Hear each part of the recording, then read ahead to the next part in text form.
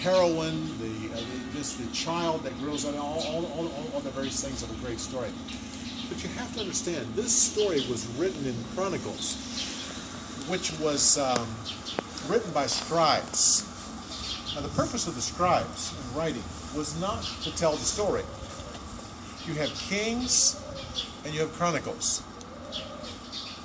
Kings wrote about the kings of the north and the south, and they were written by prophets. And their whole thing is to thunder forth righteousness, and they called sin, sin, no matter where it came from. Boom, they got them.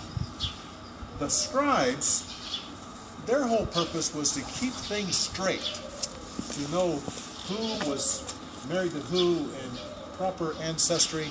Their main thing is to go with proper ancestry and the temple.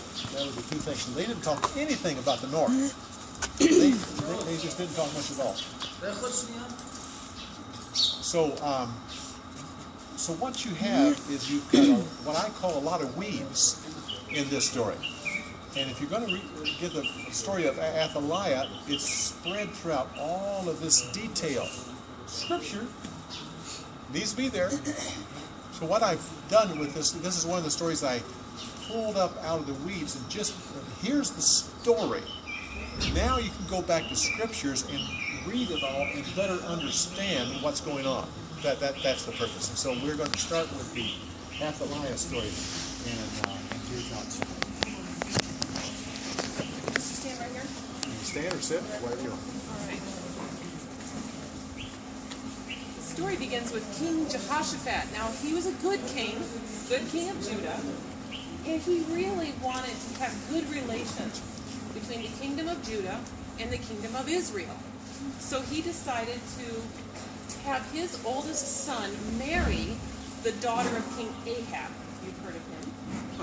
Her name was Athalia. So Athalia married Jehoshaphat's oldest son. When King Jehoshaphat died, his oldest son, because being influenced by his wife, was a very wicked king. He followed the wicked worship of Baal. He set up Baal idols all over Jerusalem. He also killed all of his brothers, all 6 of his brothers, just to make sure that they wouldn't take his throne. The prophet Elisha came to him with a message and said, "You're so wicked. You've set up idols to Baal. You've killed all your brothers, and every one of them was a better man than you are. And because of that, all of your sons will die, and you will die a very slow, agonizing death." Well, this came true. He did die a slow, agonizing death. All of his sons were killed except for one, the youngest.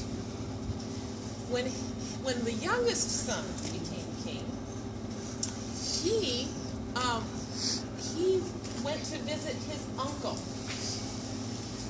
who lived in Israel. Now, his uncle at this time was now the king of Israel. So here's the king of Judah, Athaliah's son, going to visit his uncle, who's the king of Israel, who is Ahab's son.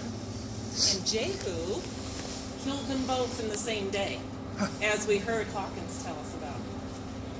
Now, the reason why he was killed was because he was a descendant of Ahab.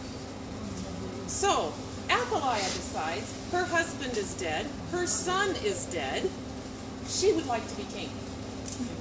Even though she's a woman, doesn't matter. She would like to be king. But here's the problem. She's not a descendant of King David, but her grandchildren are. So she knows all the leaders of Judah would have to do to get rid of her is just put one of her grandchildren on the throne. This is not acceptable. So she decides to have all of her grandchildren murdered. So she sends the royal guards out and into the palace to kill her grandchildren. Now, her daughter worshiped the Lord. And her daughter was married to the high priest, and she heard what was going on. So she runs into the palace. She finds the youngest, the little Joash, just a toddler. And she takes him and his nurse and helps them escape from the palace just before the royal guards arrived. She takes the young Joash and she hides him in the temple. Now Athalia believes that her plot was successful. She believes all of her grandchildren are dead. So she takes over the throne and she rules as king of Judah for 6 years. At the end of that time, the high priest goes to the elders of Judah and says, what would you do if you had a descendant of King David? And he says, well, we would make him king, of course. And so he brings back a young child at Joyce, who's 7 years old, and says, here is your king. Well, they are thrilled. They plan everything. They choose a day that he will be crowned. They organize the music, the crowd control, the feast. They get everything ready. Athalia doesn't know anything about it. And on the appointed day, they do everything that they have planned. They bring him into the temple, and they put him in the place that is reserved for the king. They anoint his head with oil. They put a crown on his head. The people are singing and dancing. They're saying, long live the king. Athalia hears the noise of the crowds. She hears the singing and the chanting. So she goes into the streets and she hears the people saying that there's a new king. Long live the king. So she runs to the temple. She goes into the temple and she sees this child standing in the place reserved for the king, a crown on his head. She rips her clothes and she cries, treason! Treason! The high priest points to her and says, take that woman out. It's not right to kill someone in the temple. They take her out. They take her to the horse corral and they kill her there. The people go through all of Jerusalem and they tear down all the idols to Baal. And the people rejoice because Athaliah's reign of terror is over.